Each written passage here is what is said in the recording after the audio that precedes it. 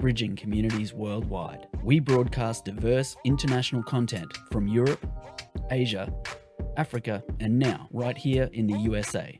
Watch us via Roku on your smart TV. Submit your own content to 1530entertainmentllc@gmail.com. Download the Millennium TV app from the App Store to stream our shows anywhere, anytime. Millennium TV. Welcome to Cap or No Cap. I am your host, Kevin C. Meggett, and wherever you are in the world, welcome. It's getting off to a little late start today. I was at a rally, Bronx Supreme Court with my special co-host, Andy King, who's not with me today. Miss you, Andy. But he was out there pushing the envelope with clergy and community with respects to not being, I guess, I don't want to say anti, but just being able to have free will when it comes to vaccines. So shout out to you, Andy. Shout out to you for galvanizing the clergy, because the church has been very quiet in all of this. In fact, the ones that haven't been quiet have been, their churches have been vaccine sites. So government started paying them under the table, or not even under, but probably just above the table. And you're taking people's free will. So he was talking about the whole mandate and question the legality of it, something that now I'm not even pro or con vaccine. It's not even if I like vaccines, or I think it's safe, or I think it's unsafe. That's not even the question or the issue anymore. It's the mandate for me. The mandate is, how can you actually mandate something in my body? Do I have the intelligent properties of my body, or does that belong to the government? And then the question is, where does this stop? So you can't go to school if you're not vaccinated. You can't go to theater. You can't go to movies and things like that, because now you can't even go to a restaurant. Where's the HIPAA laws? You know, don't HIPAA laws require you to have your medical status somewhat private? So it's interesting to see what happens in this in terms of federally. I guarantee you this is going to go all the way to the Supreme Court, but they're sort of dragging their feet because they figure, let me drag our feet. The longer we drag our feet, by the time it gets to the Supreme Court, and if they say it's unconstitutional, 90% of the people in America have been vaccinated. But, you know, I stand alone with a few other people. I'm going to wait it out. I take a weekly COVID test to actually work every week, and people that are vaccinated don't take that same COVID test. And just because you're vaccinated doesn't mean that you cannot catch COVID. Just because you're vaccinated doesn't mean you cannot catch COVID and die. I know people that have caught COVID and died that were fully vaccinated. So, you know, the whole issue is people say to me, well, you know, Kevin, how come you're putting politics in these vaccines? And the real bigger question is, how can't you? And like I stated before, how many of these pro-vaccination people that are saying, get vaccinated as safety, whoop-de-woo, would have taken have that same energy if Trump had won the election and these vaccinations were coming through him or by him or from his administration? There would be a major pushback on, I'm not taking this. So, you know, it's very interesting. So to mandate you have to be vaccinated to go into a restaurant and school and theaters and just about any place in public, where does it end? Are we going to say the next thing, if you live in public housing, you have to be vaccinated? If you need, if you're on hard times and you need public assistance, do you need vaccination for that? If you live in, if you need food stamps or EBIT, do you need vaccination for that? Where does this end? We know where it started, but where does it, how deep this rabbit hole goes? Anyway, I digress with that, that vaccine thing. But I'm looking at it very, very hard. I'm wondering where is it going, And I'll just, weeks to come, I'll just follow up and, see where does this go. Next thing I want to talk about is everyone's been hitting me up on social media with the Prince Harry and Meghan in Harlem. So what? Like, what does that mean? What does that really mean? Are they going to help the people in those young black kids in Harlem? Are they going to help them? Are they going to give them any resources? I mean, they're just mere presence is supposed to be whoop-de-woo. And I just don't know what the big hula is over it. They're not giving, they're just ordinary people. In fact, that's publicity for them.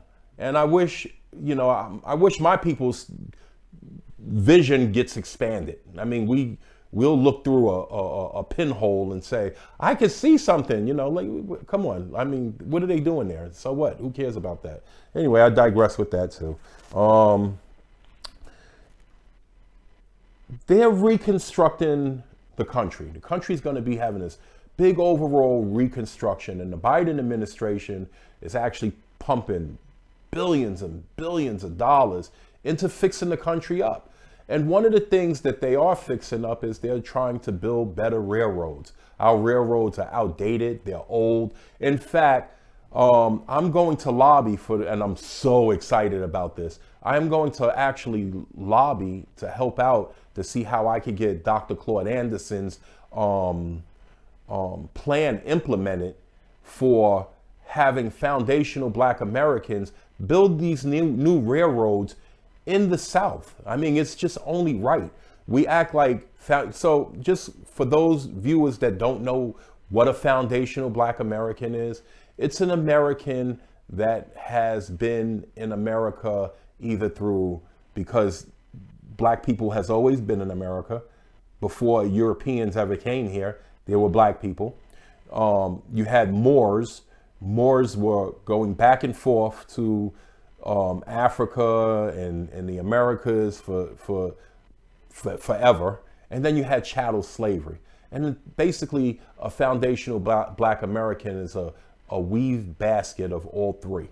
Or it could be one, or it could be two of the three. But usually it's all three.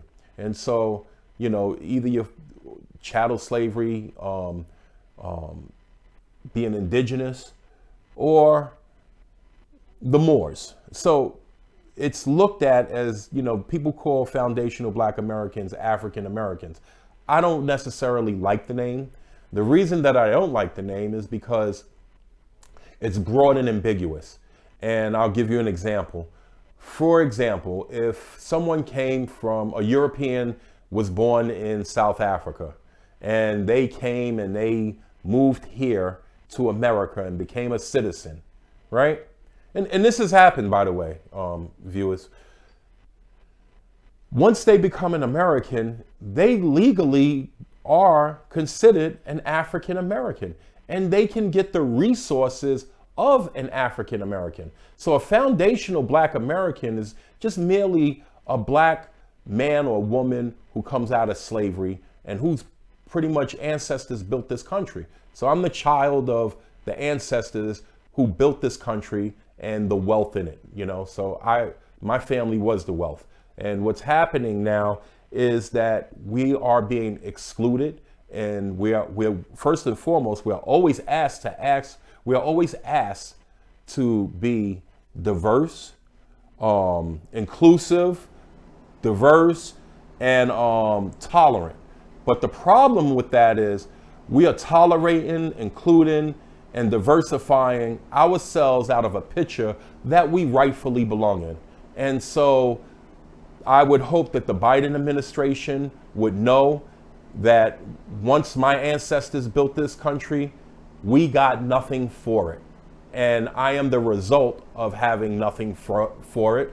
You can never bridge the racial gap in America, because in order to bridge the racial gap, you have to bridge the economic equity gap. And so basically, slavery started out off in this country as a financial issue. It was all 100% financial. Slavery wasn't a gospel issue. It wasn't a religious It wasn't a social issue. It was a financial issue. And when you start to know how we how we got into this mess is how we're going to come out of it. And if money is the reason we are in this mess, the only way we could come out of it is through money. So I'm asking the Biden administration to give those contracts to the foundational Black Americans in the South, Louisiana, Texas, South Carolina, Virginia, North Carolina, Tennessee, all those places, because it's not a hand out, it's a hand up, and we rightfully deserved it. And once we built this country, and we had the skill, we had the labor, we had the workforce, and rather you give us the jobs, this is where the big migration into this country came from. This is when America said, give me your weak, give me your hungry, you're blind, you're poor, we'll take care of them. And they basically, that big immigration was put in place to deny giving anything to the people who built it. And so we have this narrative like the 14th Amendment. You'll hear that a lot, even with going back to the vaccines and mandating it, it's a violation of the 14th Amendment, which is due process. That was written, the 14th Amendment was written solely and exclusively for foundational Black Americans. It wasn't written in my Dr. Claude Anderson's voice. It wasn't written for leprechauns, humpback whales, tigers, lions, bears, immigrants, women, children, gays. It wasn't written for any other group specifically except for foundational Black Americans. And my problem with that is every other group has benefited from it except the group that it was actually written for. So with that said, we deserve to have those contracts in the South. We need it for our survival. Me personally, a lot of people are trying to, I'm gonna fit in the system, I don't think we could ever fit in this system.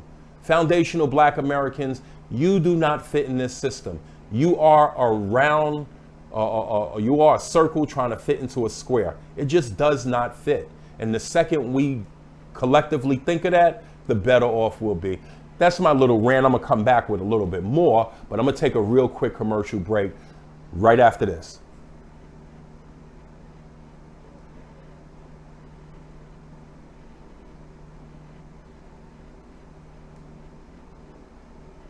Millennium TV, bridging communities worldwide. We broadcast diverse international content from Europe, Asia, Africa, and now right here in the USA.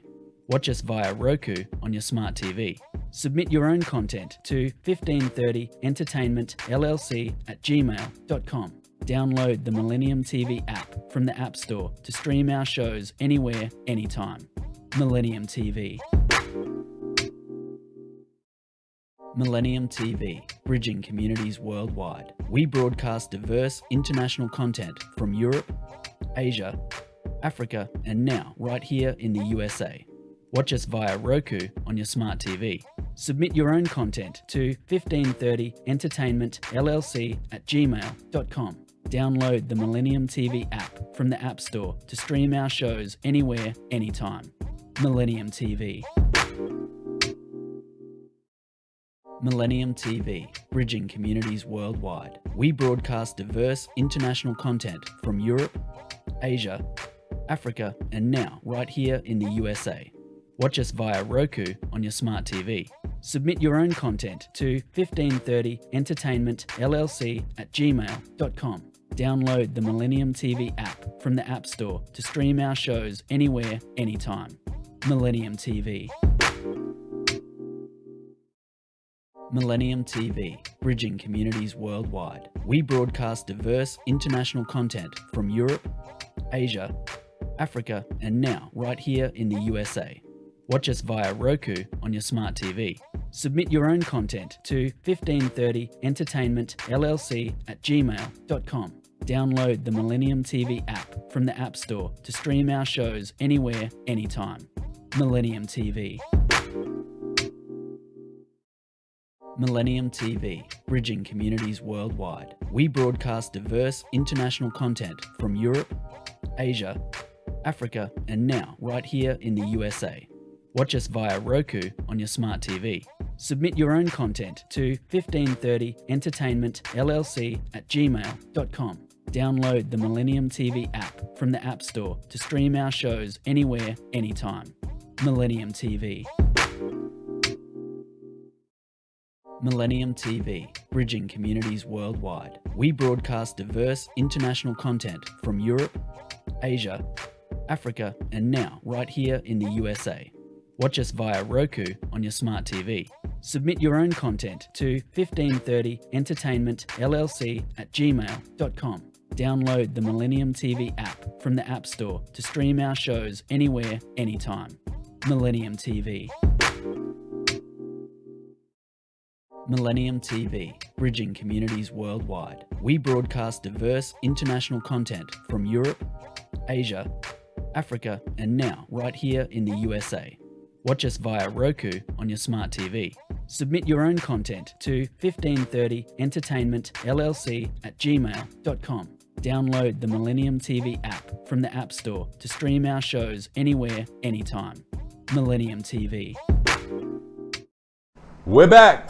Thanks for tuning back in. Cap or no cap. I know I just had a big rant, but you know these things really bother me, and I'm very grateful for Millennium TV 24 for giving me this platform to actually bring these issues out. Because one of the things I was telling Mr. King today, the only thing that I really told him was, when has it become un-American to challenge anything?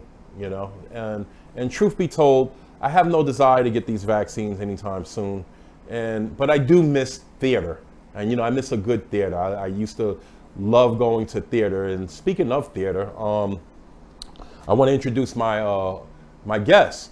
Her name is Trevi. I met her actually through a mutual friend named Julie Morales that I'm going to get on this show and have her on from First Dime Booking. And she writes plays. And not only do she write plays, she writes amazing plays. And I went to this play that she had wrote and produced, and it was packed. I mean, this is before COVID, and it was so nice. And we're gonna get into a little conversation. Trevi, how are you? Hey, Kevin, I am awesome. Thank you so much for having me on the show. No, thank you for coming on. I really appreciate that. What inspired you to write plays? I like to tell stories. Okay. And then working in a community for over 20 years, let me tell you, you can find a lot of content in the hood. Yeah. And sure. I think I love Broadway plays, and I enjoy, going out to see them, but there was something missing on Broadway. Broadway was missing us, our story, and about us. And so I decided to bring theater into the Black community, because we didn't have plays other than you go see Tyler Perry, every once a year, you pay for that, and then you have nothing left. Right. So I decided to incorporate a theater program within the community and actually hire the talent in the community. And so I've been doing it since 2014. I've written over 15 plays, and now I'm working on my first movie. Okay, I hear you. How's that going? We shot it and we filmed it in June in Atlanta. Okay. So it was amazing. It was my first time. I'm executive producer, executive director. So it was interesting. I had a staff of I had like 30 something people that I paid. Yeah, that I paid. And we had location, and we did a lot of things in Atlanta, and it was amazing. I never thought I could stand on my feet for 14 hours for 7 days. For 7 days, it was that intense. So right now we're editing, and it probably will come out in winter 2022. Well, that's the hard part, because I do film and I do television as well. The shooting part is easy. Matter of fact, I just did a a video with my partner Tariq Nelson. Shout out to you, Tariq. We did a video with my daughter and Grandmaster Melly Mel, which is starting to look amazing. But like you said, the proof's in the pudding when it comes to editing. That's the hardest part, Right. and you kind of go by frame by frame by frame to make it perfect. So I mean, I understand what you. Have you ever wrote any books or anything like that? Actually, I did. I'm actually working on my second one. Okay, So my first book I wrote, A Different Type of Church Girl. nice. And yeah, so that seems to be like hotcakes. So people pretty much enjoyed that book. And now I'm working on my second one. So I'm excited. I went back to school to get a degree in marketing so I can promote my business better and also help those in the Black community get their business together as well. Because I was hiring a lot of PR people and I just wasn't getting that satisfaction of marketing for my company. Right. And I kept saying, there's more to it. So I'm going to go back to school for it and I'm going to educate my people and teach them how to expand their businesses, to help them get to that next level. So that's what I'm doing right now. And a full-time job. Wow. Now, when I went to see your play, right, it was you had even the it was like a musical. It was first of all, it was a great play. You know what I mean? But Thank you. even down to the musical, those were original songs. Some were original songs and some are written. So I'm writing my soundtrack for my movie. So I write music too. I have a little independent label. Nice. So you're an independent woman. You're an independent Black woman, right? Yes. Because we're viewed in like 51 countries throughout the world, and there is a stigma that we carry in this country that we're lazy, we're shiftless, we don't take advantage of opportunities. And so my job is really to try to change the narrative. And so to have you on this show and hear all these amazing things that you do, you're showing the world that we're this is propaganda that when it comes to us, and don't believe the hype. That's right. But what are some of the obstacles as a Black independent woman that you face doing what you're doing? It's challenging because it's such a male-dominant field that women are now starting to take their place in media, film, and I'm noticing a lot of women who are doing their thing, like and having their own web series, having their own streaming stations and stuff like that. And I think that's amazing. And I think one of the things that's so challenging is that, like one of the situations I had, which I'm still kind of bothered about it, so I'm going to talk about it. I rent white theaters, and Yes, my you do. money, Yes, my you do. my money is green. They accept my money. I rented in Atlanta one of the biggest theaters out there that only do concerts. And it's called Center Stage. And it cost me 10 grand just to rent that. So that means I'm going to do my 401k and everything fundraisers to make that happen. And they were blown away how professional we were. So they said I was the first Black female from New York to rent a musical hall to produce a play, and it went off well. So I was calling me at home. I go to the Apollo Theater. I go there because it's Black owned. It's about our people. It's in the community. What other way? I thought it would be awesome to bring something Black theater to the Apollo Theater. I've never seen a play done in Apollo Theater, not that I know of. And I thought that this would be a great platform to do that. So when I got in touch with the Apollo Theater and when I started writing and saying what I wanted to do, they was like, okay, but when they asked me what the play was about, and I began to tell them, I got stereotyped. I got stereotyped by my own kind, and then the message was, we only deal with professional independent artists. So I gave them a list, because you have to give a list of the people you rent the theater out to, because then they give a comment whether this person, they tell you how much they sold in tickets. And so a lot of that plays a big part in the other theater say, hey, well, she sold this out. She could do this for us. I had the money. And I got stereotyped because my play was called Love Don't Live Here Anymore, a Cinderella story from the hood. Because I had the word hood, I got stereotyped. Well, where does Apollo think they are? In the hood. But you know what Trev, you know what the problem is? It's corporate plutocracy. So what they do is they put a black face, right, there. But when you look at what's behind it, and this is not just the Apollo, this is just about every agenda that impacts our lives. You see a black face, but you got to follow the money. And like I've learned that with watching credits for a lot of TV shows and stuff like that, like Surviving R. Kelly, right? Right. Dream Hampton was supposed to have put that together, right? Dream Hampton does not have the money to put a production like that out and together. So when you get to executive producer, I forgot the woman's name, but you know who she is? Walt Disney's like great granddaughter or something like that. And we all know Walt Disney was the biggest racist ever. So, you know what I mean? You got to follow the money. You got to, I don't believe in coincidences. I follow patterns. And there's, I'm sorry. I digress. I didn't mean to interrupt your story. Please finish telling me about what happened in the Apollo, and shame on the Apollo. Shame on them. So, I was really taken back, and I go, what do you mean by professional independent?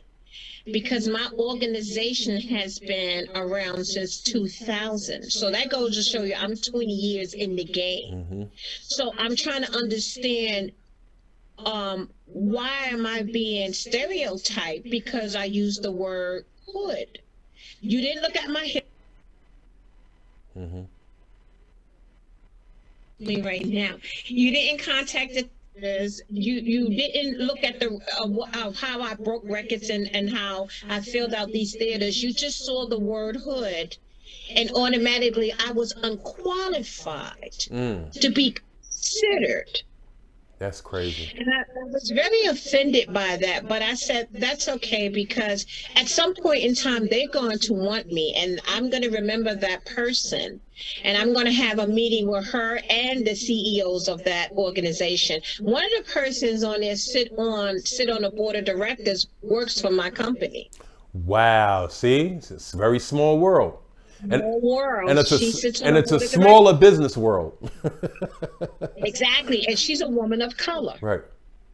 So she said, when I reached out to her, she said, interesting, we're going to have to look into that, because I don't understand what the problem is. If I have the money and I have the credibility from my background with the other theaters, and remember, I was in theaters since 2000. I've been to 2 of your plays. Your credibility surpasses, you know what I mean? It's very up there. I'm sorry, go ahead. I said to her, I said, we are a musical. And I said, it is going to change the face of the community, because what we're doing is what Walt Disney did for Cinderella. We're doing something totally different. We're talking about issues of women manipulating women, bullying women, abuse, drugs, rape, all the things that happens in our community that we're not touching these issues, foster care system, in the system, out of system. So we're hitting a lot of those indications, but it's really about a Black woman who finds her independence not by what she was left to inherit, but by the gifts that's inside of her. She had to find out who she was. She didn't come with money, and all of a sudden she was inherited money because she was a foster care kid that inherited money from a man who decided to own up that he was her dad. And these are real issues. And I applaud you, because you're taking responsibility and accountability for our social ill issues.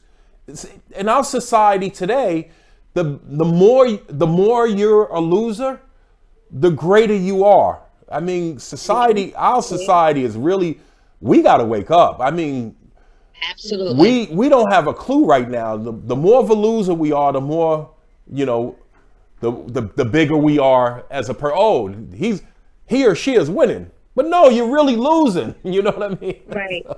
Right. And it's unfortunate. So I like to write about the social issues that we deal with internally. My goal to write is to actually wake up the gift that's inside the person. Right. Like to give them a aha moment, like, oh my God, I've been doing this. I wasn't thinking about this. And then, we want to have those things displayed so we can show people like, okay, you went through this, but there's a way of getting out of that to go to your next level. It's really about promoting people to go to this next level after trauma. After trauma. And so I'm going to continue to write like that. That's who I am as a person. I'm connected to the community. I really need you to continue to write like that, and I need you to come back on the show because we're running out of time. But before you leave, where can people find you? You can find me on social media as Trevi Prochet Productions, and then you can find me on IG, the same thing, Trevi Prochet Productions, and I look to connect with everybody. And I'm looking to connect with you. And in fact, when this show's over, I'm actually going to give you a call. But we'll be right back. Don't leave. But we'll be right back after this quick commercial break. Millennium TV, bridging communities worldwide. We broadcast diverse international content from Europe, Asia, Africa, and now right here in the USA. Watch us via Roku on your smart TV. Submit your own content to 1530entertainmentllc@gmail.com. Download the Millennium TV app from the App Store to stream our shows anywhere, anytime. Millennium TV.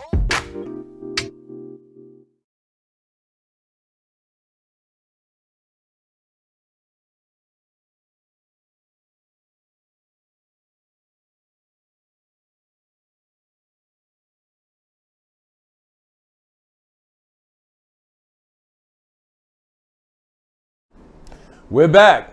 Cap or no cap. I want to thank Trevi, man. That was just so dope. And yeah, please check her out on all social media. Her work is amazing. Matter of fact, I'm going to call her, connect with her. Our good brother Neely Fuller said, if black people aren't working together and building together, we ought to stay away from one another because we're very toxic to each other. And I wholeheartedly believe that with all my fiber. I want to thank our brother for saying that and shedding light on that. But there's other things that I really wanted to talk about. I had another guest. I think he got caught up. But I want to talk about this whole. Next week I'm going to try to I want to touch on the state of hip hop, and so bear with me because that's what I'm going to talk about right now. The state of hip hop culture. Like I was telling Trevi, I was shooting a video with my daughter and Grandmaster Melly Mel. Shout out to Grandmaster Melly Mel, the big homie. The Message and White Lines and Beat Street and all that other good stuff. And we kind of got into an engaged conversation, and it's really, it amazes me that there is such a disconnect when it comes to hip hop in general. So I say that to say, most of the young generation, if you were to ask them, who's Grandmaster Melly Mel? Most of them wouldn't know. Who's Houdini? Most of them wouldn't know. Who's Run DMC? Some of them may know, but usually when they hear a song, so like what I used to do is when my kids would play a song and they sampled I would put the original song on and say, no, this was the original song that they took it from. And they're like, oh wow, I thought that was new. And it wasn't new. There's nothing new, like Nas said, nothing new under the sun. It's never what you do, but how it's done. And so with that, I wanted to say there's such a huge disconnect to the point where it's disrespect. And like, I think it bothers me only because you don't see rock and roll, those up and coming rock and roll artists, they know all of the people that paved the way for them. Jazz, blues, gospel, R&B. Everyone knows and pays a certain amount of respect. You know, I wouldn't say homage, but you know, but respect. Respect is respect is respect. They pay respect to the people that pioneered it. So now a lot of these young generation rappers feel like hip hop is dead and they're resurrecting it. And I'm like, pump your brakes. It's not dead. And if it is, y'all killing it. You know what I mean? Because rap music, you know, and that's just one of the elements of hip hop, being an MC, was always about high lyrical content. And I just don't, myself and so many other people just don't see it. It was about high lyrical content. And there is no high lyrical content in a lot of these rappers today. I wonder where their content is coming from. And so between that, you know, music is culture. And once you give up your culture, you give up you. So hip hop, if hip hop is dead, is because we decided to give it away and integrate it. Just like we did jazz, we gave it away. If you would go to a jazz club right now, right? This is black culture. But if you go to a jazz club right now, the whole orchestra, I promise you, will probably be white. So Europeans don't really have a culture. They latch on to other people's culture and then they claim it for their own. So they did that with hip hop. They've done that with R&B. So, you know, even in the R&B sector, there's no real R&B category. It's all pop. So they'll push our artists over in the no, y'all need to sound like Beyonce. And I'm not throwing any shade at Beyonce. I think, you know, she's honed her craft and I think she's amazing. But she's not R&B. She is a popular artist. She's a pop star. And so they pushed them that way. Go to pop, go to pop. And then they'll engineer. And when I say they, I'm talking about the industry. Because people ask me all the time, who's they? The industry. AKA white supremacy racism. You know what I mean? That's who they are. I want to just be clear who are they. They'll say, they will engineer someone like an Adele, why everyone sounds real light. And they say, oh my God, isn't Adele amazing? No, she sounds good, but she's not, all she did was study Jill Scott, Angie Stone, and every other, Gladys Knight, and every other great icon, Stephanie Mills. And shout out to Stephanie Mills because she nailed it. A few years ago, she did an interview, and I loved her for saying that. She was right on time. She said, R&B, they want R&B. I'm paraphrasing. They want R&B, but not too much. They want R&B, but they just don't want it from us. And I was like, wow. And that's where we at with hip hop culture right now. You know, and I'm gonna take the whole Lil Nas X thing. He won Album of the Year. The first thing that this guy did is he ran up there and he thanked the LGBTQ community for having an agenda while he's holding the award. And I'm like, oh my gosh. And I said, this is amazing. Is this where we at with hip hop music? Is this where we at with culture? But this is what we get for giving our culture away. We've given our culture away, and every time we've given it away, we've became guests in their house. So if we're gonna keep something, we got to keep it amongst us. But I thought, and I want to be real clear, I'm not against, or I don't hate LGBTQ.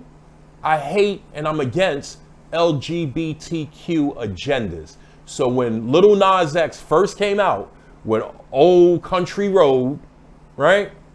He pretty much had a elementary school tour, if anyone remembers that.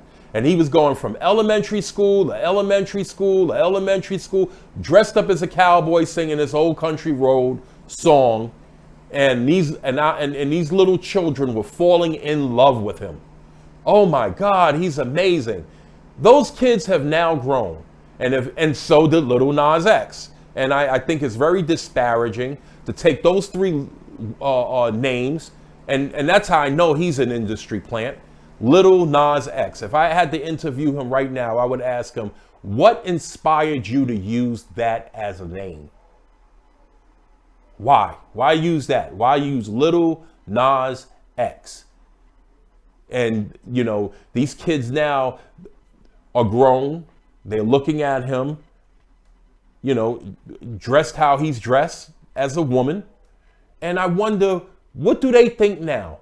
So you can't tell me there isn't an agenda to feminize young black men in America. That's the agenda, ladies and gentlemen. We don't like to talk about it. You know, let kids be kids. You shouldn't influence a child to be nothing other than a child when they're in kindergarten. They don't have a sexual preference at kindergarten. And I don't know if America is, I think we're choking on our political correctness. I don't know if it's correct or incorrectness, but we're choking on it. Whatever it is, whether be it correct or incorrect, we're choking on it. But I think it's incorrect because the system of white supremacy was born to die, and it's dying right now. And so it wants to take as many people with them as they can. So, you know, using LGBTQ as an agenda is a form of white supremacy racism. And I wish my brothers and sisters that are living an alternative lifestyle would come out of the LGBTQ community, because they're some of the biggest white supremacist racists ever. And find a name or find something that identifies with you being you and your culture, you know. And I don't know, I think it might be too late. I think we lost hip hop. I think we lost hip hop. I mean, I was talking to Mel, and he tends to agree with what I was saying, partially, you know.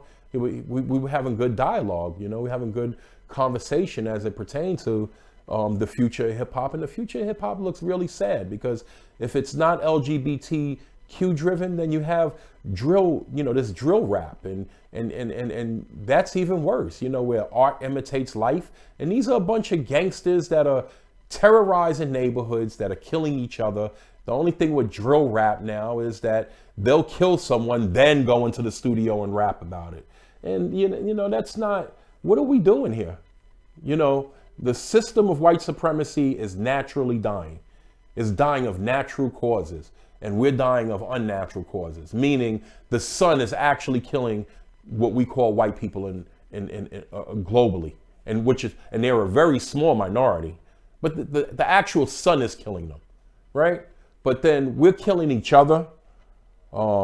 We have homicide, suicide, abortion. These are all unnatural, because we could stop these.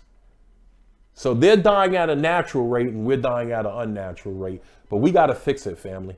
We got to fix it. We got to get this together. Hip hop is in a real sad shape, and I'm really disappointed. And I would love to see a new generation of rappers emerge that have lyrical content, that actually have a flow and a cadence. We're rewarding people that don't write their own music. We're rewarding people that rhyme off beat. We're rewarding people that talk negative image. You know, that you got to know how imagery works. So how it works is, I desensitize you to killing. The news show us being killed. Lyrics show us we kill each other. Television shows us being killed. Movies show us being killed. So when we're actually killed, we don't, it doesn't, it's like, oh, you're desensitized to it. We lose all of the feeling what a human being should have. And it's crazy because if you look throughout history, historically, right? Europeans were savages and we were the ones that civilized them. But it's almost like the roles reversed. It's like we're acting like savages and they pretend to be civilized, but they're not really civilized, But we got to figure out how to really, kind of put these guns down. Matter of fact, I wouldn't even tell you to put them down. Redirect them. You know what I mean? Like, if you ain't gonna put them down, just redirect them somewhere. Just stop redirecting them at your brother and your sister and your grandmother and stuff like that. And I'm just not a big fan of defund the police. I'm tired. Some white liberal came up with that. Defund the police, and we just ran to it. Oh yeah, defund the police, defund the police, defund the police. So once upon a time, we were all able to point our fingers to Chicago and say, this is the problem. Now every major city in America right now is mirroring Chicago. So what is the problem? I don't know, but I don't know. I digress. So I want to thank Millennium TV 24 for having me. As usual, we're on different platforms we stream from. We're on Roku, we're on Apple, we're on Amazon. You could download us right now, Millennium TV 24. We're on Fios and cable, Star Cable, but download us, follow us, and we'll be back next week. And I'm gonna really touch on the state of hip hop. So look for that show. And I appreciate you, and y'all have a good night. Thank you.